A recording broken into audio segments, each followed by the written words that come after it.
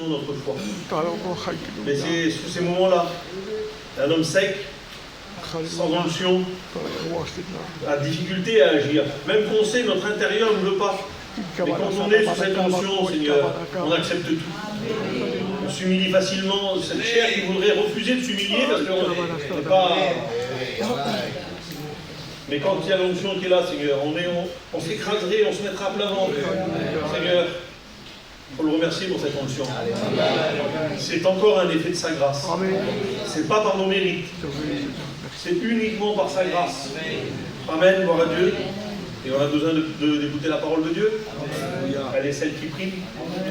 Et on a besoin aussi, Seigneur Dieu, de le laisser nous bénir. Je voudrais demander à la frère de prier encore pour ces moments, bien qu'on l'a fait, mais Seigneur, qu'on puisse encore présenter ces moments devant le Seigneur, que la parole puisse trouver le chemin du cœur qu'elle n'a peut-être pas encore trouvé.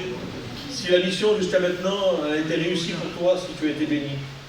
Je dis ça à mes frères, je ne sais pas si vous avez été inspirés de m'inviter, mais je crois que moi j'ai été inspiré d'inviter John et puis Ray. Amen. Amen. Ils sont venus avec, Seigneur, un message, ils sont venus avec, Seigneur, l'Esprit, et je crois qu'ils ont été un sujet de bénédiction pour nous. Amen. Gloire à Dieu. Maintenant, il faut prier le Seigneur aussi que moi je le sois pour vous. Amen. Amen. Il faut que ça aille jusqu'au bout. Gloire à Dieu. On a commencé par l'Esprit, on veut terminer par l'Esprit. Amen. Je demanderai à mon frère de pouvoir prier le Seigneur. Tu le fais, tu présentes ce moment devant le Seigneur. Gloire à Dieu. Gloire à Dieu, merci au Seigneur. On a été encouragé par le mot d'oreille. Moi j'ai été encouragé par le mot d'oreille vendredi soir, par la parole de Dieu hier soir, Seigneur, et par l'action de ce qui s'est fait dans ces jours. Seigneur, et je pense à quelque chose, Seigneur. Je regardais John, on est des copains, on travaille ensemble, on est Seigneur pour le Seigneur, puis on vit ensemble, et puis c'est plus qu'un travail. Vous savez, un foyer, c'est pas une fonction. Un foyer, on a des petits, des fois, ils viennent, ils sont pénibles. Puis des fois, on est pénible pour eux aussi. C'est vrai, il n'y a pas plus d'enfants qui sont pénibles. Il faut savoir aussi reconnaître quand c'est nous, des fois. Mais peu importe. C'est une fonction, un travail, quelque chose qui est payé, si vous voulez. Ça ne nous convient pas, on s'en va. Un foyer, c'est pas ça. Ça ne nous convient pas, on arrange. Ça ne nous convient pas, on répare. On parle. On parle avec un cœur, on ne parle pas pour blesser. On peut être le plus méchant. Il y a des sentiments, des actions qui ne viennent pas de Dieu, c'est sûr, et puis qui viennent de la chair, et puis il y a des personnes qui, voilà, on va dire, ils sont irréparables, ces gens-là. Mais la majorité des gens du Seigneur, et puis surtout dans l'Église de Jésus-Christ, nous sommes des foyers de Dieu. Nous avons besoin, Seigneur Jésus, que cet amour manifesté, elle se répercute sur nos enfants, sur nos familles. Mais un foyer, voilà, on pardonne beaucoup de choses d'un foyer. On comprend beaucoup de choses. Ray, il disait ça hier, ça fait 30 ans que je la comprends, Magali, et elle, ça fait 30 ans qu'elle me comprend. C'est ça un foyer. Il n'y a pas besoin de beaucoup parler des fois, vous savez. Au départ, on veut beaucoup parler, alors des fois, on ne fait pas que parler, on crie un peu même. Puis après, il n'y a plus besoin de faire tant toutes ces choses-là, avec les années. Vous savez, avant, quand je me suis marié, quand j'étais jeune marié, je disais ça, moi. Je dis, tu te rends compte quand on sera vieux dans 10 ans, et puis il a passé presque 30 ans, puis on ne se trouve pas vieux, c'est bizarre, hein. On l'est pourtant, la vie, je regarde, j'essaye de me peigner, des fois, il n'y a plus grand-chose à peigner. Toi aussi? Ah, ça va, oh, Dieu. On est ensemble, hein. Et on regarde dans la glace, on voudrait retrouver des choses, mais Seigneur, voilà, mais Seigneur, les yeux d'un foyer. Tes petits, quand ils viennent, Seigneur, excusez-moi, quand ils arrivent, quand tu les as, la première fois que tu as tes enfants dans les lèvres, Seigneur, tu es émerveillé. Tes yeux ne sont pas assez grands, c'est vrai ou pas vrai? Moi, j'ai eu le bonheur, la grâce d'avoir 4 filles. Et puis j'ai eu une de mes filles, Seigneur, excusez-moi, pardonnez-moi du mot, mais quand elle est née, quand j'ai vu ma petite, j'étais émerveillé. Émerveillé, j'ai dit qu'elle est belle, Seigneur. Je disais ça dans mon cœur. Mais quand je revois les photos maintenant de elle tout bébé, je dis, Seigneur, qu'elle était pas belle. C'est vrai, mais vous comprenez? Mais c'est vrai. Alors aujourd'hui, elle est merveilleuse, c'est vrai. Je dis la vérité, c'est vrai, mes filles, elles sont belles. Je veux le dire. C'est le père qui parle là. Hein. Peut-être ça ne vous plairait pas, vous, mais moi, je les trouve merveilleuses, mes petites.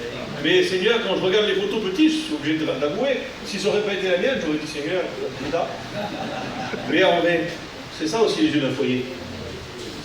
Et puis, quand je regarde John, alors on est des frères, et puis je voudrais vous amener à quelque chose, voilà, on s'est dirigé ce matin. On est des frères dans le Seigneur. Frère, c'est important. Moi, j'ai pas eu la grâce d'avoir, voilà, Seigneur, de vivre avec un frère. Hein. Mais Seigneur, dans la chair, c'est important. J'ai mes sœurs, c'est important. Mais dans Dieu, c'est important aussi. Et quand je regarde le job, Seigneur, je le dis de tout mon cœur, quand je regarde Ray, Seigneur, c'est pas des compagnes de travail, c'est des frères. Amen. En vrai, on est touchés, on s'aime. On voudrait, Seigneur, que Dieu fasse du bien, on sait les difficultés, les problèmes des uns et des autres. Des fois, c'est moi qui ai des soucis, puis mes frères, ils sont là. Des fois, c'est eux qui ont des soucis, puis on essaye d'être là. Des fois, on n'est pas à la hauteur. Je le disais il n'y a pas si longtemps que ça, encore hier, je disais, Seigneur, je m'en veux de ne pas avoir été à la hauteur pour ça. Et c'est vrai, parce que Seigneur, quand on est dans un foyer et qu'on n'est pas à la hauteur par rapport à une situation, on s'en veut. Quand on voit notre fils qui souffre ou notre fille, et puis qu'on n'a pas été à la hauteur, on s'en veut. On dit, j'ai manqué quelque chose. J'ai pas vu ça. J'ai pas aperçu ça. Que Dieu illumine les yeux de notre cœur. Amen. Afin de ne pas tout centrer à nous-mêmes. Mais que dans la vie de Dieu, nous soyons des hommes, Seigneur, des femmes, Seigneur Jésus, qui soient, comme le dit la parole de Dieu dans le psaume 123. Seigneur Jésus, qu'il est bon, qu'il est doux, qu'il est agréable pour des frères de demeurer ensemble. Seigneur, car c'est là que Dieu envoie la bénédiction. Mais quand alors? Ben, quand lui, elle descend sur les yeux, sur la bouche, sur, Seigneur, les oreilles, sur le cœur, sur les mains, Seigneur Jésus, tout entier, Seigneur, sur nous-mêmes. Seigneur, quand l'huile descend et qu'elle rafraîchit, qu'elle nous donne une vision, qui n'est pas une vision comme les autres. Amen. Qui est une vision qui est spirituelle. On ne peut pas tout spiritualiser, mais on peut être des hommes et des femmes spirituels. Vous comprenez? Être spirituel, c'est de pouvoir savoir dire, c'est pas grave. Ça va aller. Être spirituel, c'est savoir aussi dire non. La chair, des fois, elle nous pousse à être méchants. C'est vrai ou pas? Elle nous pousse des fois à s'enflammer de colère. Mais la chair, des fois, nous pousse aussi par lâcheté. Excusez-moi, je n'ai pas d'autres mots. Mais par lâcheté, elle nous pousse à accepter certaines choses qu'on ne devrait pas accepter. Et spirituellement, Seigneur, si quand on est saisi par l'Esprit, on est des hommes et des femmes qui savent dire non. Non, tu n'as pas le droit, mon homme, de faire ça. Non, tu n'as pas le droit, ma femme, d'agir comme ça. Parce que tu es le garant de ton foyer. Toi, mon frère, tu es le chef du foyer, et ta femme, dans le foyer, elle est une femme qui doit être, Seigneur, ma soeur, je te le dis de tout mon cœur, tu dois être cette femme qu'on retrouve dans le Proverbe 31, une femme virtuelle, et qui sait être spirituelle, qui sait agir. Mais Seigneur, si ton mari n'agit pas spirituellement, tu as le devoir, le devoir de lui dire non. Pas de lui dire devant tout le monde, hein. Pas de prendre une place qui ne t'est pas autorisée, ma soeur. Que la Bible ne te donne pas. Et que la Bible ne t'autorise pas. Vous savez, quelque chose qui est décalé, non? Mais dans l'intimité du foyer. Avec les mots tu sauras dire les mots, toi. Tu connais ton mari, tu comprends, elle te comprend. Mais tu sauras dire, non, ça ne va pas, ça. Toi, tu es le mari, tu es un peu plus autoritaire, ou pas autoritaire, mais Seigneur, est-ce que Dieu t'a donné la direction? Pas du tout. Interdit, ça. On est des chrétiens. On est des chrétiennes. On ne peut pas agir comme ça. On ne peut pas prendre ce chemin-là. On ne peut pas prendre cette voie-là. On doit rester, Seigneur, dans la vie de l'esprit. L'esprit, elle va nous pousser. La chair, elle nous pousse à avoir raison. Ben, voilà. Seigneur, beaucoup de travail sur nous-mêmes. Je ne sais pas vous, moi, je sais que j'ai beaucoup de travail sur moi-même. Et je dois m'y appliquer tous les jours. Je n'ai pas le choix. Tous les jours, j'ai ce combat qui est là. C'est dire, ça le combat dans moi, c'est normal. Hein. Mais, et puis à un moment donné, il faut être comme Paul l'a fait, il dit, je tiens assujetti, je ne la laisse pas parler. Et pour faire ça, Seigneur, ça coûte. C'est pas toujours facile. Ça se travaille. Le Saint-Esprit travaille avec toi. Tu as cette nature qui vit en toi, l'Esprit de Dieu qui habite en toi, elle ne part pas de temps en temps, elle ne revient pas de temps en temps. Dans l'Ancien Testament, il était saisi par l'Esprit, les hommes. Les hommes étaient saisis par l'Esprit, il y avait des actions qui étaient données, et puis on voit que les hommes, à des moments, étaient saisis, il y avait des espoirs, des choses merveilleuses. Mais aujourd'hui, c'est pas comme ça. Aujourd'hui, ça nous arrive, il y a des moments où on manifeste l'Esprit d'une façon particulière, mais l'Esprit vit en nous. C'est pas un passage. Nous sommes une habitation de Dieu en l'Esprit. Le Père, le Fils, le Saint-Esprit vit dans nos cœurs. Et il faut, Seigneur, que cette nature la prenne toute sa place dans la maison, qui est ton cœur, dans ce temple qui est ta vie, qui est ce que tu es. Il y a la place pour Jésus, pour le Père, pour le Fils, pour le Saint-Esprit. Il y a la place pour les choses de Dieu.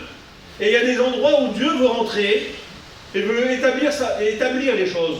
Mais il faut le laisser faire. Celui qui va cloisonner, fermer, mettre des pièces, qu'il n'y a pas de porte des fois, enfermer les choses dans un placard, il n'y a que toi. Si tu laisses Dieu agir, ouvrir les placards, jeter ce qu'il y a besoin de jeter. Amen. Seigneur, enlever ce qu'il y a besoin d'enlever, le Seigneur va faire le ménage. Alléluia. Moi, je n'ai pas de mots à dire sur ça. Je n'ai pas besoin de te dire, il faut enlever ceci, il faut enlever cela, le Saint-Esprit est à l'œuvre, il est en train de le faire. Tu sais le placard qui a besoin d'être ouvert. Tu sais la porte qui a besoin d'être enlevée, la cloison qui a besoin d'être abattue. Et que Jésus ait toute la place. Parce que Jésus ne prend pas qu'un peu de place. Nous avons un Dieu qui est un Dieu jaloux, et qui ne partage pas avec les hommes. On disait ça avec un frère ce matin, voilà, on parlait de jalousie. Il y a des bonnes jalousies, vous savez. Je vous dis comme ça. Il y a des jalousies qui sont naturelles et qui sont normales. Tout à fait normales. Excusez-moi des mots les anciens, je vous demande pardon pour ce que je dis, mais si un sœur aussi et frère n'a pas cette forme de jalousie-là, elle n'est pas normale. C'est normal ça. Il y a une jalousie qui est naturelle. Mais il y a des jalousies qui ne sont pas naturelles. Mais Dieu, lui, est un Dieu jaloux. Et Dieu ne partage pas. Il te veut tout entier. Et tu n'as pas le droit, Seigneur, de partager dans ta maison, dans ton cœur. Et si jusqu'à ce maintenant, peut-être dans ta marche chrétienne, excusez-moi, dans notre marche de service, si on a été partagé jusqu'à un moment donné, on se retrouve en face du miroir de la parole de Dieu, comme le reflet de l'eau qui est renvoyé. Et puis qu'il nous dit, Seigneur, le Seigneur peut nous dire, Horton, je t'ai demandé toute la place. Et même si je suis conscient, et vous l'êtes certainement comme moi, je pense, je m'imagine, moi je suis conscient que je ne suis pas à la hauteur. Je suis conscient, je ne peux pas jouer, je ne peux pas tricher. Et puis c'est loin d'être de la fausse humilité, ça c'est une réalité et qu'on retrouve dans la Bible. Il n'y a pas, je ne pense pas, voilà, on n'est pas à la hauteur. J'en suis conscient, mais je suis conscient que celui qui est en moi est à la hauteur. Et que si je le laisse être aux commandes, être à la direction des choses, je suis conscient qu'il va faire de moi un homme à la hauteur. Pas à la hauteur pour faire paraître Horton, mais à la hauteur pour le faire paraître en lui. Si Christ, qui est ma vie, et si la mort m'est un gain, il faut que je le spiritualise, ce mot-là, ce matin, en disant, la mort à moi-même, elle met un gain. La mort à ma chair, elle met un gain.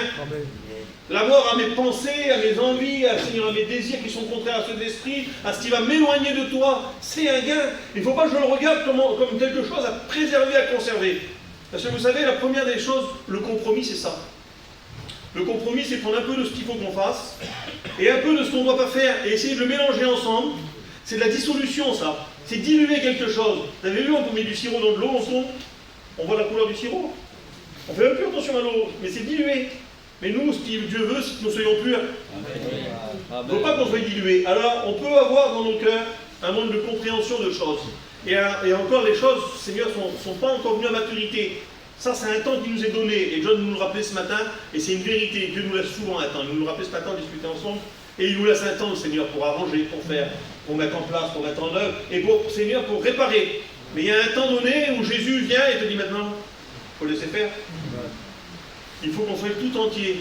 Et si dans le cœur, on est déjà tout entier, même s'il y a des choses qu'on n'a pas encore compris et que le cœur n'a pas été encore capable de le comprendre, mais si notre cœur est vrai, si quand on parle à Dieu, quand on parle en nous-mêmes, quand on est face à lui et qu'on est vrai, même qu'on n'a pas tout compris, même qu'on n'a pas tout mis en œuvre, même qu'on n'a pas encore tout fait, le Seigneur sait que c'est bon.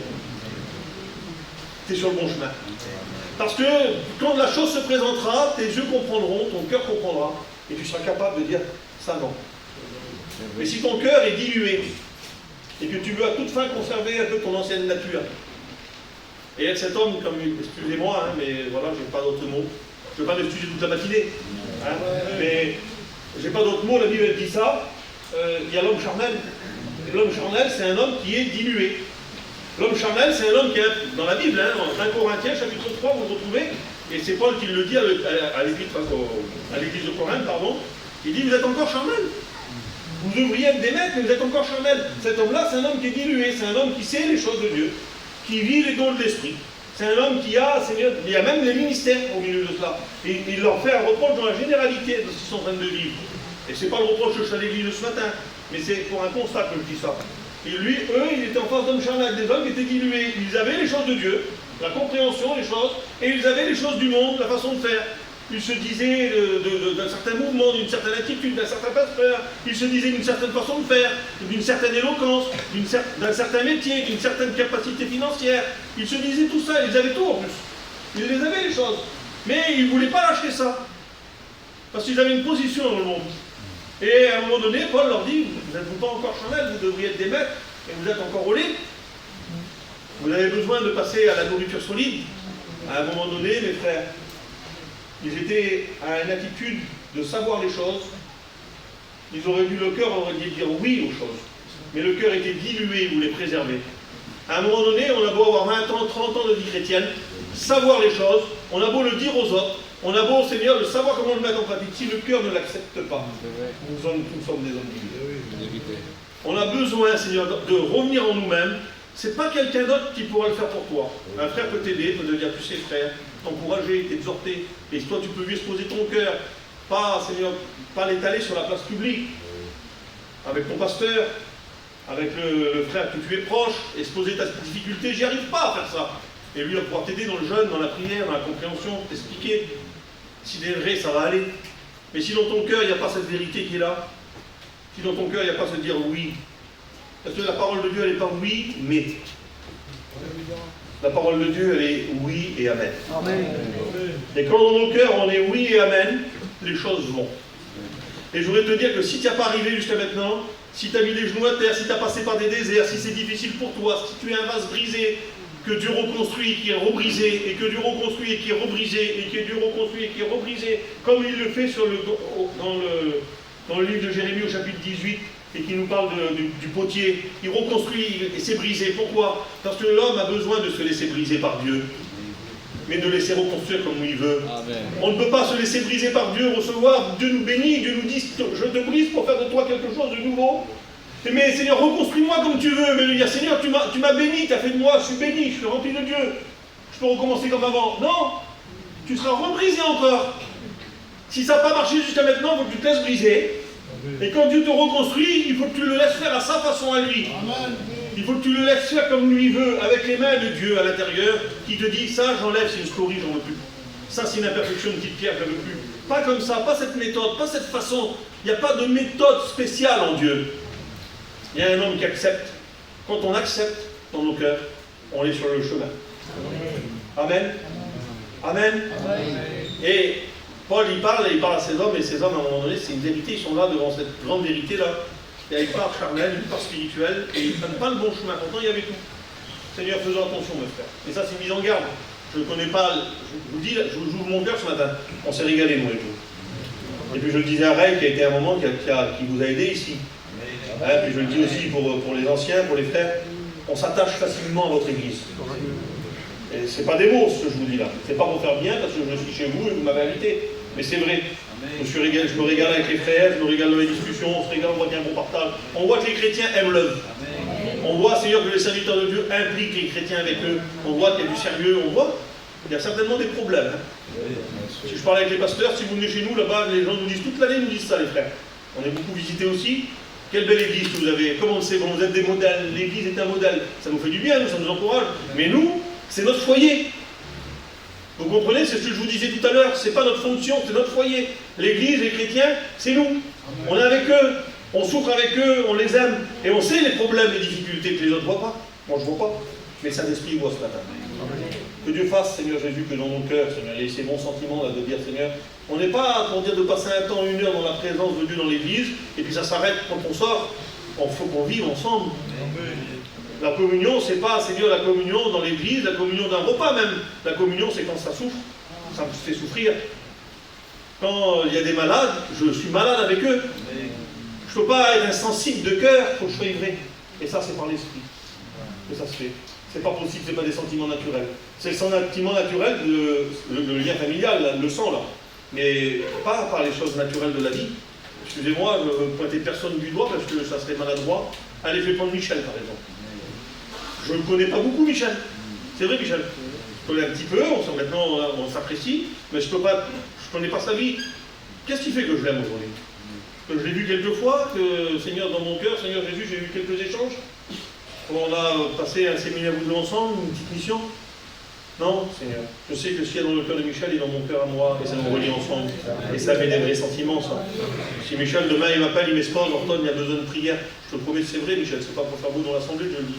Il y a besoin dans notre église de prière, et pour tel cas et tel cas, je te promets que ça ne sera pas Seigneur pour remplir une fonction, mais c'est avec le cœur qu'on dit, parce que l'église, c'est pas les murs, là. L'église, c'est les membres. Et quand un membre souffre, tout le corps souffre. Je le disais à notre frère hier, Il s'était coupé, puis j'ai vu son père, il a redit la même chose que j'ai dit. Si tu as vu, je suis sûr que quand tu t'es coupé, tu as fait ça sur la main. Je quand un membre du corps souffre, tout le corps il souffre. Vous avez vu, quand on se fait mal tout de suite, qu'est-ce qu'on fait? On fait ça. C'est vrai, c'est comme ça. Le Seigneur, c'est l'Église. C'est pas la vie de Dieu. Seigneur, ne soyons pas des hommes charnels. Mes frères, dirigeants de foyer, qui avaient une responsabilité. Laissez-vous pas emporter facilement par la chair. Prenez le temps de vous placer devant Dieu, dans les décisions que vous avez à prendre, dans les conditions de cœur que vous avez à faire, dans les choix, les orientations que vous allez donner à vos enfants. Parce que vous savez, ayant 4 filles, je peux dire, j'ai pas 4 bébés, j'ai une fille qui a 27 ans qui est mariée, j'en ai une autre qui a 20 ans qui est mariée, j'en ai une qui a 15 ans qui est chrétienne, et j'en ai une autre qui a 13 ans qui est aussi chrétienne. Ils suivent le Seigneur, ils aiment le Seigneur. Je dis franchement, il y a eu des moments où les autres ne le voient pas, c'est vrai, ils sont appréciables, mais je le pense, hein, c'est vrai, les frères pourraient le dire, mais il y a eu des moments où on ferme la porte, que ce soit ma femme ou que ce soit moi, et on sait faire prendre des directions à nos enfants.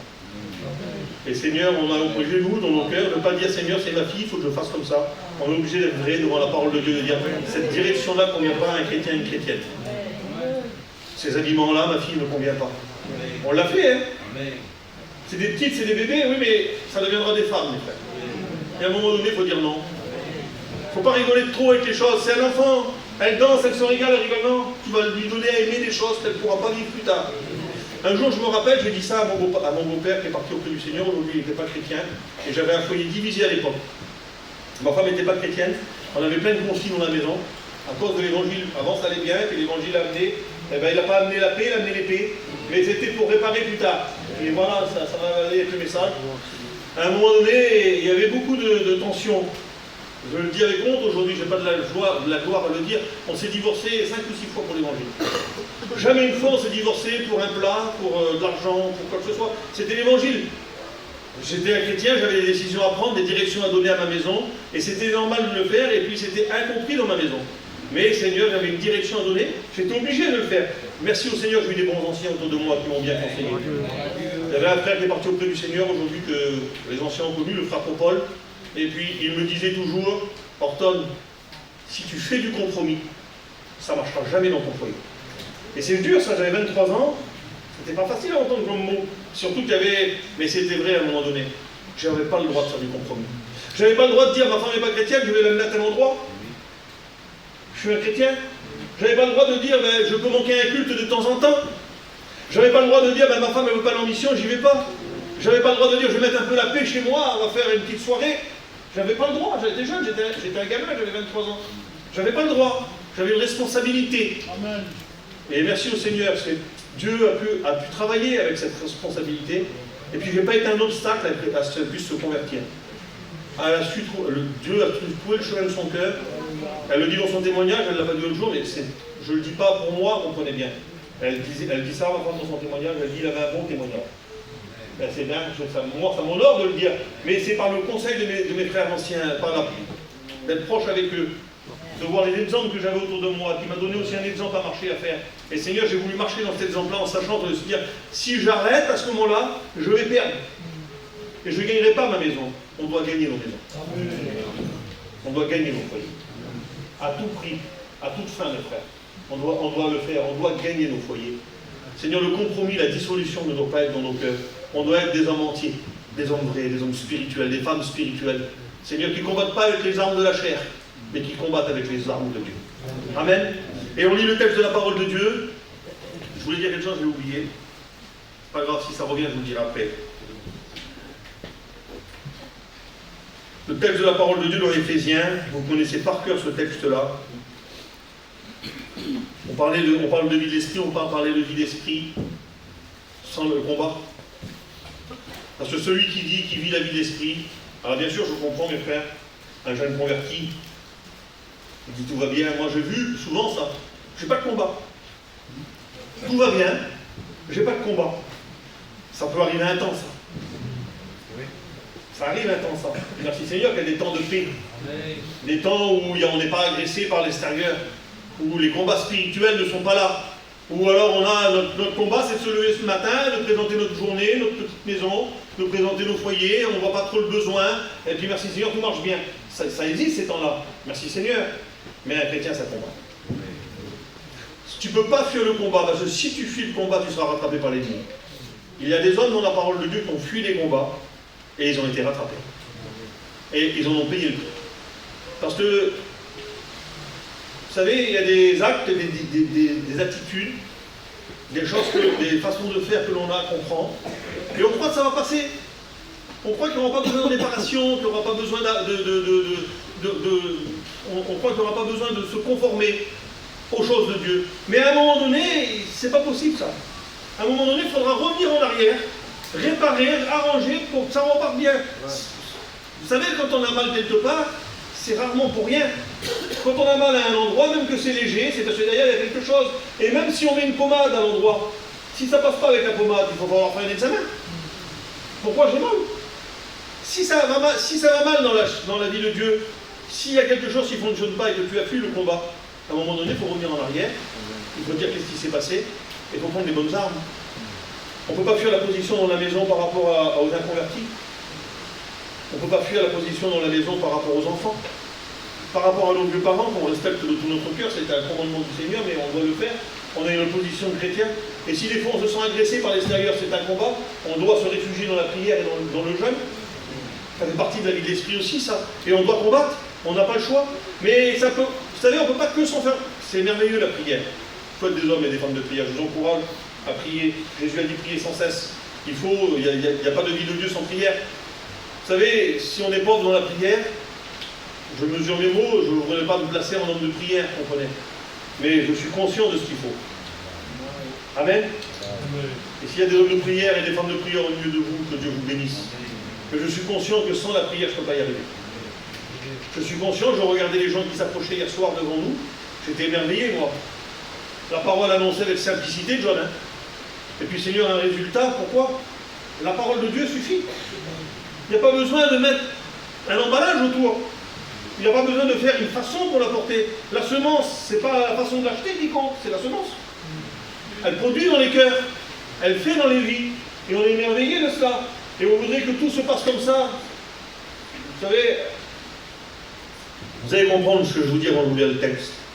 Un combattant qui monte et qui va faire un combat, dans n'importe quel sport ça soit, il ne remportera jamais la victoire sans entraînement. Il ne remportera jamais la victoire sans que ça lui écouter. Ce n'est pas inné les choses. Il y a des talents naturels qui sont là, mais le talent sans travail n'est rien. Vous comprenez? Et on a besoin, Seigneur Jésus, on a beau être un homme de Dieu, on est des hommes et des femmes de Dieu. Il faut passer pour être validé. Il faut passer par la prière. Il faut passer par le renoncement. Il faut passer par la vie de Dieu. C'est normal ça. Mais ce n'est pas le noir que je voudrais vous montrer, le négatif, non. La prière, c'est merveilleux. La prière, c'est un bien pour notre âme. Et ça nous fait remporter des victoires. Et on a besoin de cela. On en a besoin de le vivre. Amen. Gloire à Dieu. Donc, il n'y a pas de combat qui peuvent être remportés. Seigneur sans combat. Et Paul il dira cela. Il y a quelques semaines en arrière, on était à Rome. Et puis, avec des frères, ils avaient organisé un séminaire. Et c'était vraiment merveilleux, le séminaire qu'avaient organisé les frères. Et puis, à un moment donné, on était dans la prison de Paul. Et puis, c'était touchant cet endroit-ci, de savoir qu'à cet endroit-là, l'apôtre Paul a écrit les épîtres, certains épîtres, pendant qu'il était en prison. C'était touchant de savoir, Seigneur, vous savez, il y a des choses qui sont touchantes, de savoir que notre frère a combattu le bon combat, a achevé la course, a écrit les choses, mais pas pour dire de les avoir écrits, pas pour seulement, il ne savait pas jusqu'à où ça allait les amener, certainement. Il ne savait pas que ce matin je prêcherai, vous comprenez que je vous en parlerai, mais quand il écrivait, Seigneur, inspiré par le Saint-Esprit, il était lui-même dans le combat, il était lui-même dans la difficulté, pour l'évangile. Pour l'évangile. Parce que le salut, c'est mon fils, ma fille, donne-moi ton cœur. Ça, c'est le salut. Mais Seigneur, le renoncement, c'est moi qui te donne, Seigneur. C'est moi qui délaisse. C'est moi qui délaisse pas ton courage. On dit, j'ai tout donné à Dieu. On donne toute notre misère à Dieu. On donne rien, il n'y a rien d'intéressant à donner. Il n'y a rien ici à venir dire, moi j'ai fait ceci, moi j'ai fait cela. C'est de la boue, ça. Regardez-le comme de la boue. Mais par contre, Seigneur, ce que tu fais dans le lieu secret, dans tes positions de cœur, que le pasteur n'a pas besoin de te dire. Qu'il n'y a pas besoin de demander s'il faut le faire ou pas le faire. D'une résolution ferme et définitive dans ton cœur. Tu t'es mis déjà dans un combat que tu remporteras si tu combats avec les armes de Dieu. Amen. Amen. Amen. Amen. Et on lit le texte ensemble. Éphésiens au chapitre 6. Il dit, revêtez-vous de toutes les armes de Dieu, afin de pouvoir tenir ferme contre les ruses du diable. Car nous n'avons pas à lutter contre la chair et le sang, mais contre les dominations, contre les autorités, contre les princes de ce monde de ténèbres, contre les esprits méchants, dans les lieux célestes. C'est pourquoi, prenez toutes les armes de Dieu, toutes les armes de Dieu, toutes. Pas que les défensifs, et pas que les offensifs, toutes. Parce qu'il y a des combats à remporter avec toutes les armes. Il y a des combats qu'on remporte avec une seule. C'est bien, ça se fait facilement. T'as la foi dans ton cœur, ça va se faire. C'est bien, t'as le bouclier, tu l'as employé, t'as la foi, ça s'est fait, c'est bien. T'as remporté un combat, c'est bien. Il y a des armes où la foi ne suffit pas. Il faut aussi l'épée. Il faut la parole de Dieu, l'épée de l'esprit. Il faut le zèle. Il faut le salut. Seigneur, que ça soit ancré dans nos pensées qu'on ne fait pas ça pour rien, qu'on fait ça pour un prix. Il faut la cuirasse, il faut la vérité pour ceinture. Il faut toutes les armes. Si on laisse quelques armes, on aura des défaites. Il faut prendre toutes les armes. Toutes les armes. Amen. C'est pourquoi prenez toutes les armes de Dieu afin de pouvoir résister dans les mauvais jours et tenir ferme après avoir tout surmonté. Tenez donc ferme. Amen. Tenez donc ferme. Il faut prendre les armes pour pouvoir résister dans les mauvais jours et pouvoir tout surmonter. Il y a des moments durs dans la vie chrétienne. Il y a des moments où il faut que Jésus vienne essuyer les larmes de nos yeux. Il y a des moments que notre foi est mise à mal. Que des fois on voit tout noir devant nous, mais quand est-ce qu'on va s'en sortir? Par ce couloir, ce passage qu'on passe là, les petits ne se convertissent pas, les anciens nous font la misère, il y a des rétrogrades chez nous, il n'y a pas ce qu'il faut financièrement, on peine, c'est dur, dans la prière ça ressemble à un mur au-dessus de nous, il y a des difficultés, j'y arrive pas, c'est dur, je suis attaqué de tous les côtés, c'est dur. Oui, mais on met le bouclier de la foi en avant qui est rempli d'huile, lui, afin que les flèches, quand ils viennent, ils puissent glisser dessus. On met toutes ces armes en avant, là, et puis Seigneur, je ne veux pas me laisser avoir. Si l'ennemi veut m'attaquer avec une arme, avec des traits enflammés, avec ce qu'il veut, je vais prendre l'épée qui est la parole de Dieu, je vais l'attaquer à mon tour.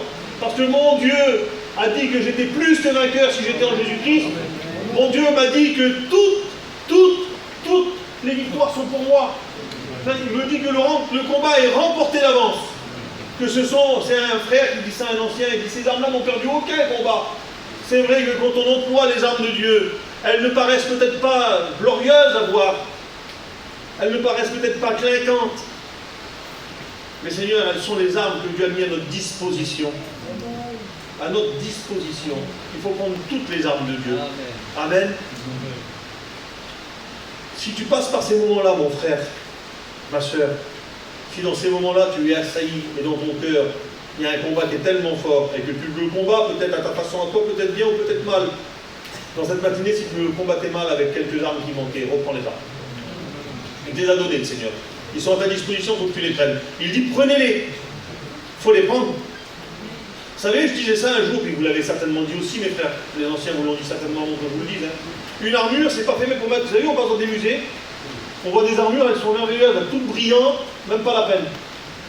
C'est une belle armure, ça doit être un rôle de combattant, ça. Et moi j'ai vu, et je vais vous faire sourire, pardon, vous m'excusez, j'ai vu un film il y a longtemps en arrière, il y a très longtemps, j'étais petit, j'ai vu un film, ça s'appelait Les 7 mercenaires. Je ne sais pas si vous l'avez vu. Non, personne? Je vais me faire tuer. J'étais petit, hein.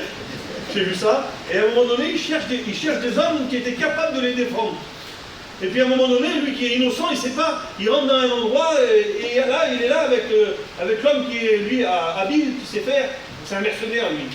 Bon, pas des mercenaires, les frères, c'est une image comme ça. Hein. Et puis il est là, il voit un homme qui est tout balafré, excusez-moi. Il faut prendre celui-ci, il doit être certainement efficace. L'homme, il lui dit non, c'est celui qui a fait les balafres qu'il faut qu'on trouve.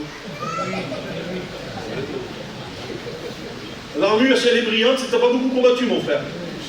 S'il y a des coups dans le bouclier, c'est que tu as employé les armes. Si le fer est un peu émoussé, s'il faut que tu repasses aussi je ne sais pas avec quoi déguiser l'épée, mais si tu repasses par là, s'il faut que le Saint-Esprit l'aiguille encore une fois, ramène l'épée, il va l'aiguiser encore le Seigneur. Les combats, ils ont besoin d'être menés, ils ont besoin d'être employés. L'armure, il ne faut pas qu'elle soit brillante. Si tu as pris des coups dans la cuirasse, ça t'a protégé. Hein. Si tu as la ceinture qui te tient, la vérité, hein, et puis que dans ta ceinture, Seigneur, il y a des coups, et bien Seigneur, tu as resté vrai. Tu comprends? Si tu es juste dans ce que tu fais, ben Seigneur, tu as pris des coups, mais tu as resté juste. L'armure est employée.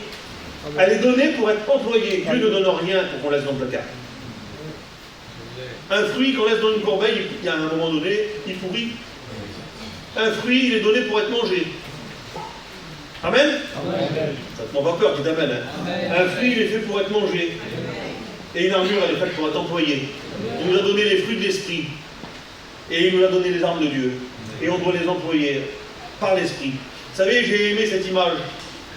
Et quand il dit cela, il dit prenez toutes les armes de Dieu. Je vous cite les armes, et après je vous explique dans quelques. Vous m'avez laissé la place à 11 heures, les frères, vous avez été méchants. Je vous le dis quand même. Hein. Excusez-moi, encore 10 minutes. Hein? Bon, de toute façon, il pleut, vous n'allez pas aller promener les enfants. Non? Allez. Ayez à vos reins la vérité pour ceinture. Revêtez la cuirasse de la justice. Mettez pour chaussure à vos pieds le zèle que donne l'évangile de paix. Prenez par-dessus tout cela le bouclier de la foi, avec lesquels vous pourrez éteindre tous les traits enflammés du malin. Prenez aussi le casque du salut et l'épée de l'esprit, qui est la parole de Dieu. Amen. Et puis j'ai regardé un petit peu comme ça dans j'ai un petit dictionnaire biblique, moi, je ne sais pas si vous en avez un, les frères, c'est utile hein, quand on médite. Et puis moi je ne savais pas comment ils étaient, les guerriers à l'époque. Je ne sais pas comment ils combattaient, je l'ai vu dans les films, mais en vrai je n'ai pas vu. Mais ça me disait ça quand je méditais, et il disait que les armes, ils étaient mentionnés, et ils allaient souvent de pair.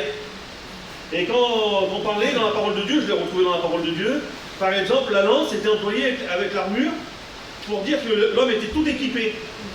Il y avait des hommes qui s'approchaient, et quand il était tout équipé, il dit il vient avec l'armure et la lance. Alors là, il fallait faire attention, l'homme était équipé en face. C'était un guerrier.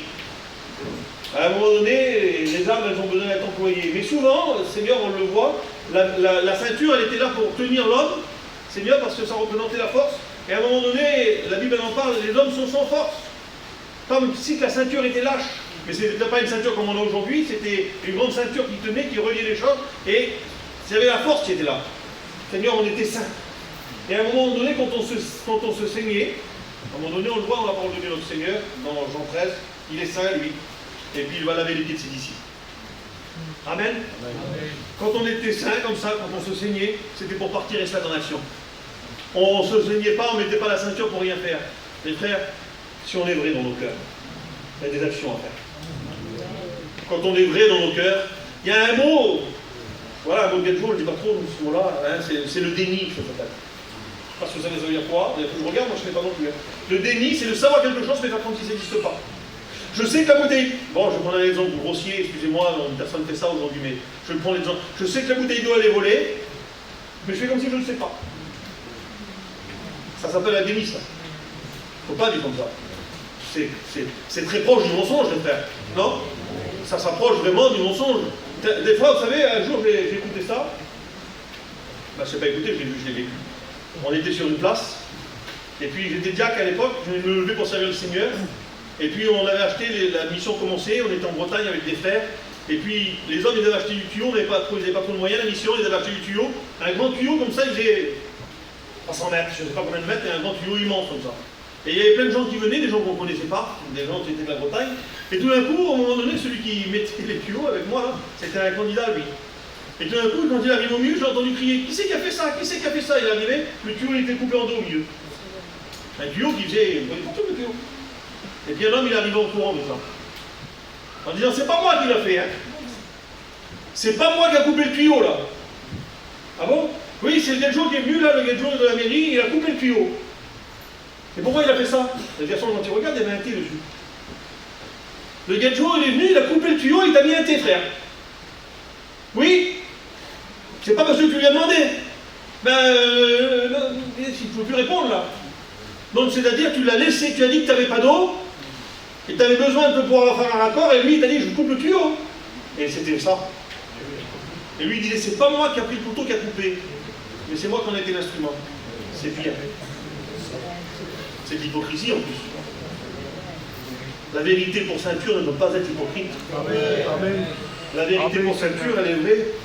Elle nous amène à des choses, tu penses peut-être à des choses dans ta tête, le Saint-Esprit est certainement à l'œuvre. Moi, je ne pourrais pas te les dire, moi j'ai mes propres choses que je dois dire, ça c'est pas vrai.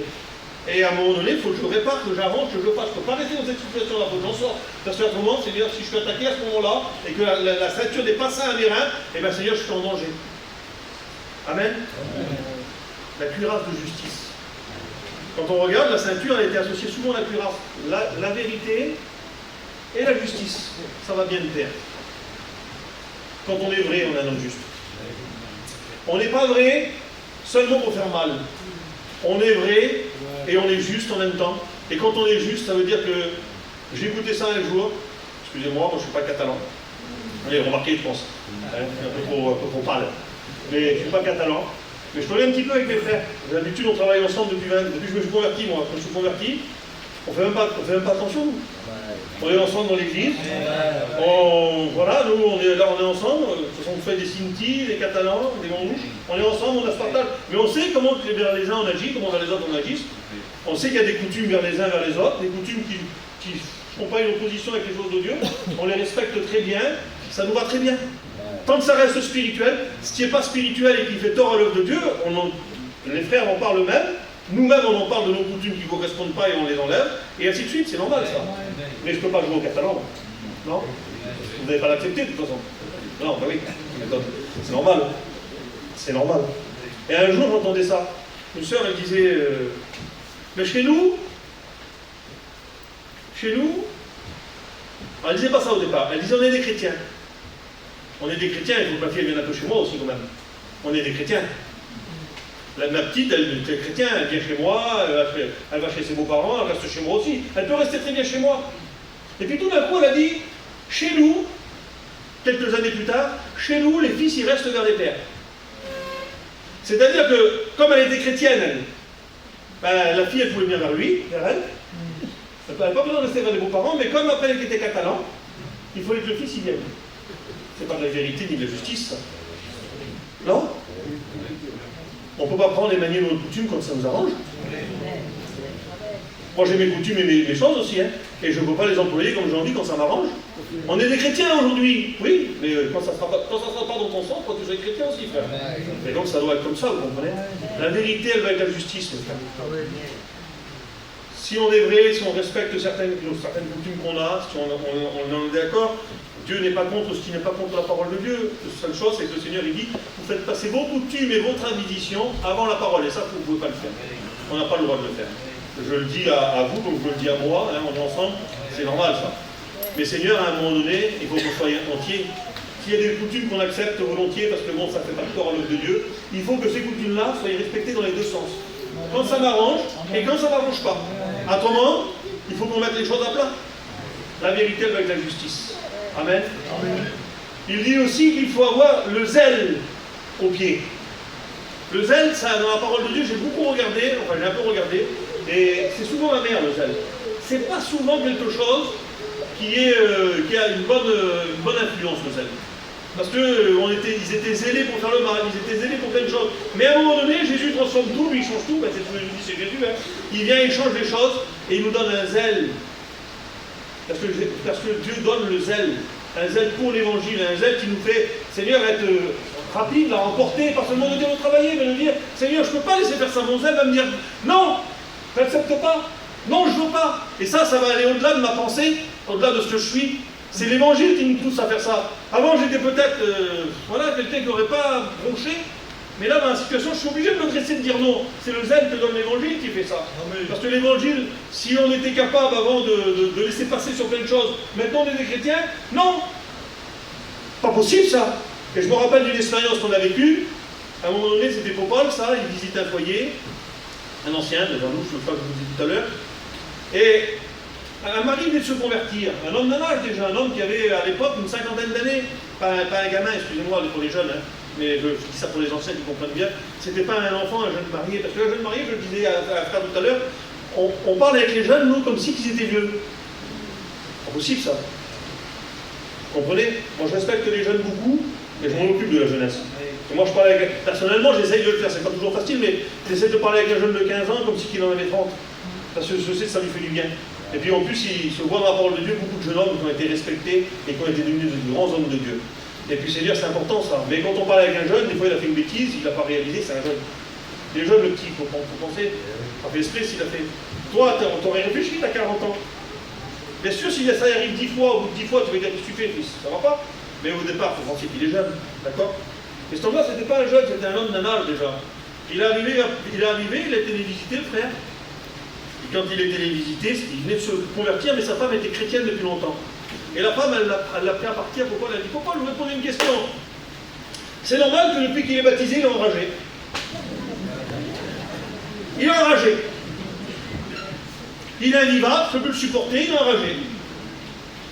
C'est bizarre comme interprétation comme ça. Oui, mais le zèle te donne l'évangile, remet les choses en place. Et lui, pourquoi il a dit, je te pose une question, sœur. Excusez-moi, mes sœurs, hein, c'était la situation du foyer. Je te pose une question, ma sœur. Il vient de se baptiser. Vous les connaissez, hein? Oui, il vient de se baptiser. Qui c'est qui dirigeait le foyer jusqu'à aujourd'hui? Elle était choquée, la sœur. Pourquoi tu dis ça? Ben, je suis avec toi, là. Toi, moi et ton mari. Qui c'est qui dirigeait le foyer jusqu'à aujourd'hui? C'est mon mari, c'est le... Oui, c'est d'accord. Tu dis que c'est le chef du foyer, mais qui dirigeait le foyer? Ben, c'est vrai que j'étais beaucoup à la... Ouais. Est-ce qu'il avait le droit, lui, au chapitre dans le foyer? Ben, c'est vrai que non, tu étais trop en avance. Et l'évangile a remis les choses en place. Le frère, lui, ça lui convenait comme ça avant. Ça lui convenait que la femme, elle dirige la maison. Ça lui convenait que sa femme, elle dirige. Excusez-moi, voilà, il y a des hommes que ça leur convient. Qu'est-ce que je vous dis, c'est comme ça. Ils ne vivaient pas un mauvais foyer. Mais il y a un moment donné où les directions que l'elle voulait prendre, on va partir là, c'était non, tu ne partiras pas ici. On va se passer devant Dieu, je vais demander au Seigneur. Mais pourquoi? Mais non, on va pas. Ma famille, non, on va demander à Dieu. On va acheter ça, non, on ne peut pas le faire. On va, non. Il y a des moments donnés où le chef du foyer, Dieu l'a donné comme ça, mes sœurs. Au niveau du salut, on est égaux, hein. Mais Dieu a donné, Seigneur, dans l'église, même pas que dans l'église, avant l'église, il a donné, Seigneur, Dieu a créé l'homme à son image, à sa ressemblance, et il lui a créé une aide semblable à lui pour pouvoir l'aider.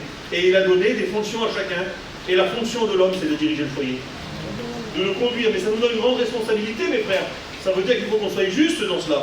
Je me rappelle dans notre paillon aux études, il disait, Dieu n'a pas tiré la femme, des pieds, d'un os du pied, pour pas qu'elle soit écrasée. Dieu ne l'a pas tiré d'un os de la main pour qu'elle gouverne sur l'homme. Dieu ne l'a pas tiré de la tête afin qu'elle réfléchisse à sa place. Dieu l'a tiré du côté, d'une de ses côtes de son cœur, afin que l'homme puisse aimer son foyer, le diriger. Et le Christ a aimé son Église jusqu'à donner sa vie. Et il nous demande à nous, les hommes, dans le foyer, de faire de même. Alors on doit diriger notre foyer dans la vérité, la justice, l'équité. On doit être des hommes et des femmes vrais. Amen. Et Dieu sait replacer les choses. Ma soeur, je te dis ça, tu as peut-être un foyer divisé jusqu'à aujourd'hui. Et tu as peut-être un petit peu trop de place dans le foyer même. Ton mari, c'est peut-être un homme gentil. Quand il va se convertir, et même aujourd'hui, tu devrais le faire. Même aujourd'hui, tu devrais le faire. C'est pas quand il va se convertir, mais si lui, aujourd'hui, il la refuse, cette place-là, et que toi, tu es obligé d'être... Moi, je vous le dis, parce que dans une des églises qu'on s'occupe, il y a un garçon qui est comme ça. Toute sa vie, c'est sa femme qui est obligée de prendre les décisions, mais c'est parce que lui, il ne veut pas les prendre. C'est pas qu'elle les a voulu, et elle a eu une charge sur elle, ce faiseur-là. Et à un moment donné, elle en souffre aujourd'hui. Elle veut que le mari prenne sa place. Parce que c'est votre désir que devrait être comme ça. Mais pareil, mes sœurs, si toi, mari, tu as ta femme qui n'est pas chrétienne, il faut aussi que la place de l'épouse, le respect que tu dois avoir pour elle, Seigneur, le partage que tu dois avoir dans la maison soit là aussi. Ça va d'un commun accord. Quand le foyer marche bien, tout fonctionne. Mais il faut que ça soit selon le modèle de la parole. Amen. La justice va avec la vérité, et le zèle s'aménage à ça. Amen. Ça, ce sont des armes défensives. Le casque du salut. Vous savez, à un moment donné, c'est dans Ésaïe qui dit ça, que Dieu se coiffe du salut. C'est dans Ésaïe 59, je crois. Il dit, il est coiffé du salut. En voulant dire, le salut de l'humanité, c'est le couronnement même de la création de Dieu. Il a fait le salut pour nous. Le salut, ça n'a pas été pour les anges. Les anges diront jamais à Dieu merci pour le salut. Ils sont saints, ils sont dans le ciel, et c'est des créatures merveilleuses, mais les anges qui ont péché, qui ont fauté, ils ont été rejetés, retranchés, ils n'ont pas moyen de revenir. Seigneur, tu as peut-être parti de la maison de Dieu, revenu. Le Seigneur doit être Seigneur, quand tu restes dans le salut, mets le salut en casque. Dis-toi que ton salut dans tes pensées, Seigneur, c'est pas n'importe quoi. Dis-toi que dans tes pensées, tu dois être imperméable, de dire mon salut, c'est pas un jeu. Mon salut, c'est pas seulement, Seigneur, une chose que j'ai de temps en temps que je dois mettre. l'enlever. Non, Seigneur, je dois le garder. Je dois, Seigneur, y penser. Je dois, Seigneur, dois imprégner mon esprit, mon cœur. Je suis un chrétien, je suis sauvé. Seigneur, Jésus, tu reviens. Il y a cette joie de salut dans mon cœur qui est là. Seigneur, tu reviens, je pars. Et Seigneur, c'est pas une âme qui doit rester dans le placard, ça. C'est une âme qu'on doit mettre souvent en avant. Pas, vous savez, avec un mot qui blesse. Le mot qui blesse, c'est vous n'êtes pas sauvé, vous m'en êtes sauvé. Vous avez déjà entendu ça? Maladroit, ça. Et moi, ça m'est arrivé un jour, j'ai perdu un cousin. J'ai perdu un cousin d'un accident de voiture. Et une femme, elle est venue, ma femme n'était pas chrétienne. On a pris la voiture, c'était très proche de moi. Et j'ai pris la voiture, je suis parti, j'étais effondré, il y avait 25 ans. Et quand je suis parti, j'étais effondré, c'était un de mes meilleurs amis. Et quand j'ai pris ma voiture pour partir, j'ai dit qu'il m'a fait une femme a couvert après l'auto, elle nous a arrêtés, ma femme n'était pas chrétienne. Et elle nous a posé la question, et alors ça y est? Oui, il est parti. C'est pas possible. Mais il n'était pas chrétien. Ah là là! Écoutez, elle était enragée. Qui on est, nous? Qui on est, nous? Qui on est pour dire, Seigneur, le salut de quelqu'un ou pas le salut de quelqu'un? Qui on est? Seigneur, ne prenons pas de feu. Notre salut est personnel et on doit se le coiffer personnellement et le respecter personnellement. Et si ce salut est important pour toi, il doit être vu des autres, Seigneur, dans tes actions, dans tes actes, dans ta façon de vivre. Il ne doit pas être, Seigneur, rangé de temps en temps. C'est-à-dire que le salut, il ne peut pas rentrer, excusez-moi, c'est des mots comme ça que je vous dis, il ne peut pas rentrer en train de faire une partie de cartes et en train de boire des verres. Le salut, il ne peut pas être à dérober. Tu comprends, le salut c'est plus que ça, le salut c'est quelque chose que tu as reçu de Dieu, c'est fait partie des armes qu'il t'a données par l'Esprit, Seigneur. Nous avons reçu toutes ces armes et dans notre pensée déjà, avant même d'agir, de faire quelque chose, on doit penser je suis sauvé, Seigneur. Je n'ai pas le droit d'agir n'importe comment, je n'ai pas le droit de dire n'importe quoi. Je ne suis pas n'importe qui, je suis un vrai, je suis un chrétien, Seigneur. Amen. C'est pour les armes défensives tout ça. Quand on vient t'attaquer, mon frère, te dire, t'es sûr de ton salut toi? Ben oui, Jésus a payé pour moi. Ah mais qu'est-ce que ça fait de bien toi? Je ne fais rien. J'ai accepté Jésus. J'ai reconnu que je suis un pécheur, que je suis privé de sa gloire et il a pardonné mon péché. Et t'es sûr que tu vas au ciel? Oui, Jésus l'a dit, je m'en vais vous préparer une place. Et quand cette place sera préparée, je viendrai vous chercher. Jésus l'a dit dans la parole de Dieu, dans l'évangile de Jean, il dit, celui qui croit en moi vivra comme un ami serait mort. Oui, je le crois. On a un avocat auprès du Père Jésus-Christ qui intercède pour nous. Oui, mon salut est acquis. Il n'est pas acquis avec la force, parce que l'Éphésiens me le dit aussi dans le chapitre 2, verset 8. C'est par grâce que vous êtes sauvés par le moyen de la foi, ça ne vient pas de vous, mais c'est un don de Dieu, afin que personne ne se glorifie. Je ne peux pas m'en glorifier, mon salut m'a été accordé. Ne te crains pas d'être sauvé, crains-toi de celui qui t'a sauvé. Amen. Amen. Amen. Amen. C'est pour nos armes défensives, ça, quand on combat dans le combat. Quand on est, Seigneur, à être attaqué, Seigneur, on se défend avec ces armes-là. Amen. Vous savez, il y a des hommes qui se sont sauvés. Ils ont pris des coups de flèche dans le dos. On le voit dans la parole de Dieu, ils ont été touchés à la défaut de la cuirasse. Quand la cuirasse a un défaut, on est touché par les armes de l'ennemi. L'arc, c'est un arme de l'ennemi dans la parole de Dieu. On le retrouve dans le livre de l'Apocalypse. C'est un arme que l'ennemi employait beaucoup, l'arme du trompeur. Vous voyez, mais quand on se sauve, on ne peut pas éviter les flèches. On les prend de dos. Seigneur, il ne faut pas qu'on se sauve, qu'on combatte, mes frères. Amen. Et puis je voudrais terminer, parce que je termine. Amen. Il y a les armes offensives. On en parle 5 minutes, vous les accordez? Les armes offensives, c'est un bouclier et une épée. Le bouclier de la foi et l'épée de l'esprit qui est la parole de Dieu. Mais, quand je regarde le bouclier de l'esprit, quand je regarde dans les boucliers, ça a suscité ça dans mon cœur. Les boucliers, c'était des armes qui étaient faites souvent en bois, un carré en bois avec du cuir par-dessus. Et il est trempé dans l'huile pour que les flèches elles glissent dessus, pour que les coups glissent, il ne faut pas que le bois se tremble. Mes frères, il y en a aussi qui sont revêtus d'airain. Il y en a qui sont faits de façon spéciale. La majorité des boucliers règnent. Mais il y avait des tailles de boucliers différentes. Des boucliers entiers pour protéger tout le corps. Et puis des petits boucliers pour faire le corps à corps. C'était des armes. Mais des fois, la foi, le bouclier de la foi, il s'emploie de manière différente des fois. Il y a des combats qu'on met de loin, et on a le grand bouclier devant nous, Seigneur, et toute la parole de Dieu qui nous protège, et on se réfugie derrière ce bouclier, on peut se tenir dans la prière, dans le jeûne, on a besoin de combattre avec le bouclier là, qui est de loin. Si de l'extérieur, on ne va pas nous atteindre. On est rempli d'huile, ça passe, les flèches elles glissent dessus, Seigneur, on est derrière la parole de Dieu, puis c'est merveilleux. Mais des fois, il y a le petit bouclier qu'on doit employer pour éteindre tous les traits enflammés du malin. Et là, c'est au corps à corps. Parce que quand on va au corps à corps, l'ennemi a des armes aussi. Quand tu combats dans ton foyer, que ton fils, ta fille n'est pas chrétienne, il faut employer le bouclier de la foi pour combattre le corps à corps. Mais pas combattre sa chair, combattre par l'esprit. combattre dans tes positions, dans ta façon de faire, dans ton attitude. On a des attitudes à avoir où le combat se fait corps à corps. Et quand on le fait corps à corps, le combat, et qu'on emploie le bouclier de la foi, on est protégé. Il ne faut pas un bouclier d'apparat. Vous savez, dans le temple, il y avait des boucliers d'apparat, ils étaient faits d'or. Ils ne combattaient jamais ceux-là. Ah, ils étaient beaux, hein. Ils pesaient 50 kilos. Ils étaient un peu, je dis un poids erroné, hein, parce que je contrôle, on ne voulait pas, c'est pas le poids. Ils pesaient lourd, ils ne pouvaient pas s'employer au combat. C'était juste pour faire beau. C'est pas ce bouclier-là qu'on a besoin. On a besoin du bouclier de la foi. Celui qui ne plaît peut-être pas aux autres, mais celui qui nous fait dire, moi je sais. Les promesses ont été faites. Le salut, si. Des fois, les promesses, elles sont conditionnelles. Si tu as un bon témoignage, ta famille sera sauvée. Ma famille, elle va être sauvée, c'est sûr. Tu as oublié le mot qu'il a dit au milieu, le Seigneur. Si tu as un bon témoignage. Vous savez, il y a des gens, ils ont reçu comme ça un mot de Dieu, c'est beau, merci Seigneur. C'est conditionnel des fois. Il ne faut pas oublier que des fois, les promesses de Dieu sont conditionnelles. Et on doit, Seigneur, employer les armes de Dieu dans la condition que Dieu nous le demande. Amen. Le bouclier, là, il est là, il a l'œuvre, il travaille. Amen. Et puis la foi, elle est importante. Et quand on regarde dans la parole de Dieu, c'est grand la foi. Et puis je voudrais terminer par ça, je n'ai plus trop de temps pour ça, excusez-moi, mais l'épée de l'esprit qui est la parole de Dieu. Vous savez où c'est qu'elle était l'épée de l'esprit qui est la parole de Dieu? L'épée, elle était à la ceinture. L'épée, elle va avec la vérité. Amen. La parole de Dieu qui est maniée sans vérité n'est jamais une parole de Dieu qui transpercera les cœurs. La parole de Dieu qui est maniée pour sortir le contexte des choses. Vous savez, c'est notre Payon qui dit ça, un texte qui est sorti de son contexte, c'est un prétexte. Et quand on emploie les textes de la parole de Dieu avec un petit peu, vous savez, jonglage, ça ne marche pas. Il faut être vrai dans ce qu'on prêche. Il faut être vrai dans ce qu'on témoigne. Il faut être vrai dans ce qu'on dit, mes frères. La parole de Dieu, elle nous demande des choses. On prêche l'évangile. Je ne vous prêcherai pas, moi, que tout est beau, tout est clair, tout est facile. La vie de Dieu, c'est une vie de renoncement. Et vous le savez, les chrétiens. La vie de Dieu, c'est une vie, Seigneur Jésus, où alors on s'emploie aux armes de Dieu.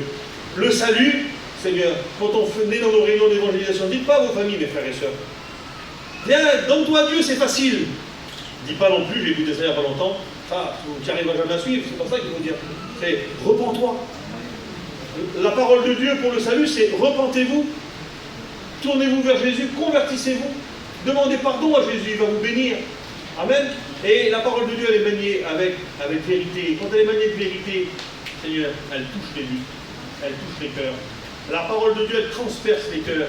Vous savez, il y a une personne dans la parole de Dieu, il employait une épée courte. Il l'avait fabriquée et il ne se servait pas de sa main droite. C'est rigolo, ils en parlaient, ça allait vraiment avec le message. Seigneur, il s'appelait Éhud, cet homme. On le retrouve dans le livre des Juges au chapitre 3, au verset 15. Il était juge en Israël. Il était oppressé. Parce que vous savez, quand la parole de Dieu n'est pas maniée, quand la parole de Dieu n'est pas prêchée, le peuple est oppressé. La parole de Dieu doit être la priorité, mes frères. La priorité. Les cantiques, c'est merveilleux et ça dispose nos cœurs. Ça vient de la parole de Dieu, c'est important. Il faut leur laisser la place qu'elles ont besoin d'avoir. Les discussions, les façons de faire, le travail pour le Seigneur, la vie de l'Église, c'est merveilleux. Mais s'il n'y a pas la parole de Dieu qui est maniée, le peuple meurt. On n'a pas besoin d'une façon, d'une méthode. On a besoin de la parole, maniée avec vérité. À un moment donné, ils étaient tyrannisés par cet homme.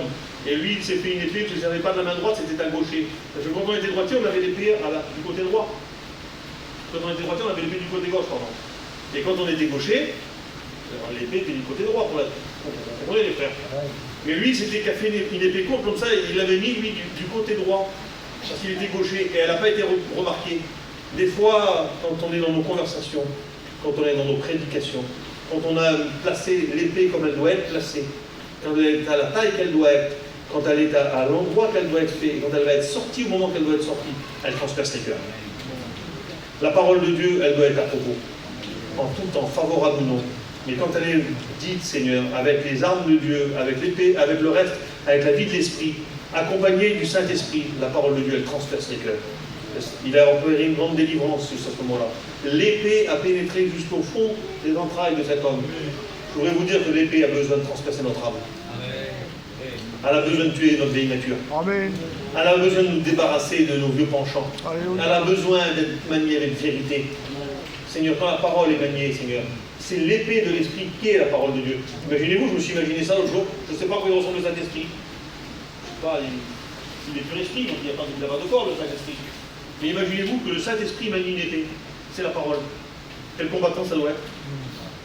Quand ils prêchent, la Bible nous dit qu'ils eurent le cœur vivement touché dans les actes des apôtres. Et une version de Bible dit qu'ils ont le cœur transpercé. Le Saint-Esprit s'est transpercé les cœurs à travers la parole de Dieu. On n'a pas besoin, comme le disait Johnny, d'émotion. On n'a pas besoin de dire « ça va aller, tu vas t'améliorer ».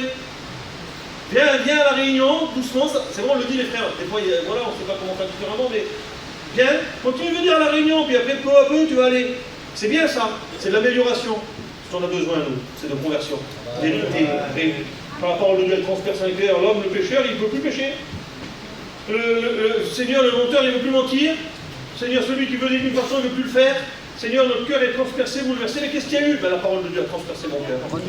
Je suis une nouvelle créature. C'est passé quoi alors? Il a recousu une plaie sur le vieil habit. La Bible dit non. Il ne faut pas mettre. Quand il y a une telle chose qui est usée, vous savez, on a tendance à réparer. Moi, des fois, les filles, ça m'arrive. Fais-moi une couture ici, remets-moi un bouton. J'arrange le vieil habit. La Bible dit on ne peut pas faire ça. Dieu nous a donné un vêtement nouveau. Il nous a donné un cœur nouveau. Amen. On ne peut pas l'améliorer. Il faut un cœur nouveau. Il faut que ce qui est né de Dieu soit en nous. Nous avons enlevé notre cœur de pierre et il a mis un cœur de chair. C'est la parole de Dieu qui a produit ça dans nos cœurs. On doit vivre par l'esprit. Amen. Gloire à Dieu. Gloire au Seigneur. Amen. Vous savez, le message est important. Je suis conscient du message. Je suis conscient que, voilà, il est dit comme il est dit. Je ne vais pas inventer une façon de prêcher. Mais je suis conscient que pour moi, part personnelle, j'ai besoin de réviser mes armes. J'ai besoin de repasser en comment ça s'appelle, en revue. Comment est le casque, comment est la ceinture, comment sont les chaussures, comment est l'épée, comment est le bouclier. J'ai besoin de vérifier, de faire attention que ça soit toujours trempé dans l'huile. J'ai besoin de faire attention qu'il n'y en pas de l'huile dessus. J'ai besoin de faire attention à ça. J'ai besoin de faire attention aussi, je le disais hier, mais avec la corbeille de fruits, là, ça soit du fruit qui soit pas pourri. J'ai besoin de faire attention que c'est en état les choses. Et ça passe par la vie de l'esprit. Alors je dis le mot comme ça, la vie de l'esprit. C'est quoi la vie de l'esprit? C'est la vie d'église, c'est la vie de prière, c'est la vie de renoncement, c'est la vie nouvelle, c'est la vie en Jésus-Christ, c'est les dons qui sont manifestés dans l'église, c'est les ministères. Tout ça va faire que si on prend attention, chacun pour notre part, individuellement, personnellement, et qu'on révise notre propre vie, et qu'on fait attention dans l'église les uns aux autres, on est comme des surveillants, pas comme des chouettes. Hein. Mais Seigneur, à faire attention à la bonne santé spirituelle des uns des autres. Seigneur, ça marche. Si tu es proche de ton frère, tu pourras lui dire s'il y a quelque chose. S'il y a un défaut dans la cuirasse, tu vas pouvoir lui dire. Si tu es proche de ton frère, tu pourras l'aider aussi à vivre et l'esprit à lui. Amen. Amen. Gloire à Dieu. On pourrait prier le Seigneur.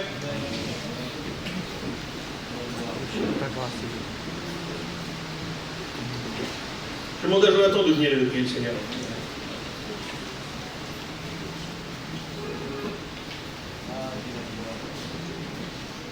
Chaque